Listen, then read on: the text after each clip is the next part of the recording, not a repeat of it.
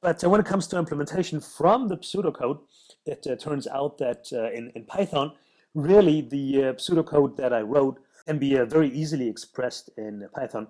One reason, of course, is that I used already a Python-style pseudocode. But in general, Python is a language that has been designed with readability in mind. And so this is really not an accident that this is so easy to achieve. We've already seen Python's print function, which, however, usually without any additional modification, will always include a new line.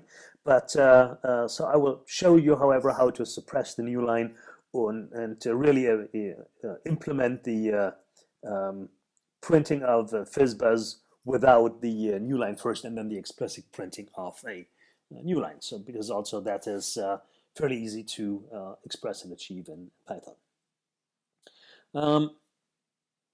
The only problem here that we have that is not really part of the programming language per se is a test that returns true if one number is a multiple of another.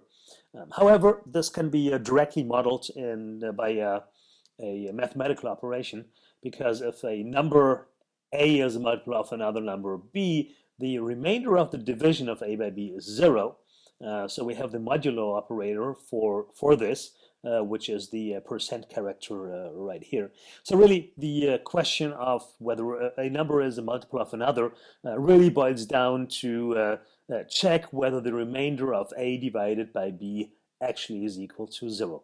If this is true, then we know that A is a multiple of B, and we can just use this simple and efficient equation to test this, and you will see this in many programs all over the place. It's the standard way of expressing the multipleness of two numbers, or the relationship between two numbers. And since it is also very efficient to execute this on a computer, it's really a perfect way of expressing this and testing this. So here's the Python code, and it's really almost identical to the pseudocode. One notion here, of course, is that the ranges, the upper bounds in ranges for Python are always exclusive. So in order to cover all the numbers from 1 to 100, we have to specify a range from 1 to 101.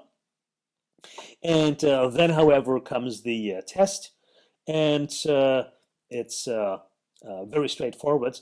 And here's the print function. Normally we just use print I, but we want to suppress the new line, and we can do this by actually using the empty string and passing this along as the end parameter to the function. So Python supports the argument passing for functions by position first, and but also mixed by name, as you can see here.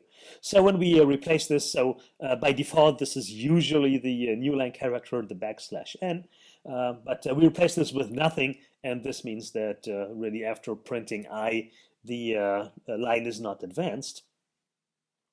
Same thing, of course, then here with the fizz and buzz cases, and then we just need to preempt a new line, which we just achieve by printing a empty character or an empty string, which outputs nothing.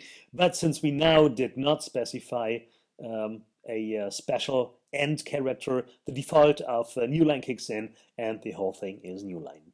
So the interesting thing here, as in the original pseudocode, is that the indentation, which really indicates the different blocks, the different levels of blocks, is significant in Python and is a syntax element. And this is one of the reasons why Python code is so compact and similar to pseudocode. And of course, it's been a design of course, it has been designed by Guido van Rossum like that on purpose.